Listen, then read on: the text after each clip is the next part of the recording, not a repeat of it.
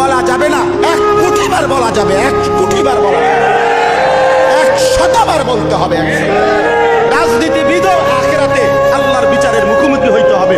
ওরেও জাহান্নাম থেকে বাঁচানো দরকার, ওরেও জান্নাতের রাস্তা দেখানো দরকার। এমপি মন্ত্রীও তো বাঁচতে হবে, কথা বলে না কেন? মেম্বার চেয়ারম্যানও তো বাঁচতে হবে।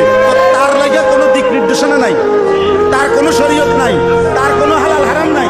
তো এটা হুজুরি করতো না, তো কেনা করবো? এটা আমেরিকার প্রেসিডেন্টে করবো নাকি? তো বলবে না কেন? বলবে না কেন? বলবে না কেন?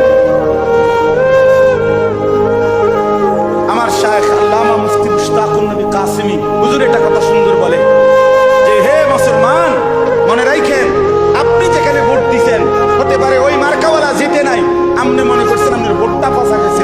হুজুর বলে না, দিনদার ইমানদার আল্লাহ ভীরুকে যদি আপনি এই রায়টা দিচ্ছেন, হতে পারে আপনার ভোট পড়ছে কিন্তু আপনার ইমান ঠিক হয়ে গেছে, আখিরাত বাইচা গেছে, আখিরাত বাইচা গেছে, আখিরাত বাইচা গেছে। যে মামুলি বিষয় না, ইসলাম সব বিষয়ে দিক নির্দেশনা দিবে। এটাই ইসলাম, এটাই পূর্ণাঙ্গ, এটাই কমপ্লিট কোড অফ লাইফ, এটাই পূর্ণাঙ্গ জীবন। অতএব আপনারা সকল বিষয়ে ওলামায়ে কেরাম থেকে দিক নির্দেশনা নেবেন, বলেন ইনশাআল্লাহ।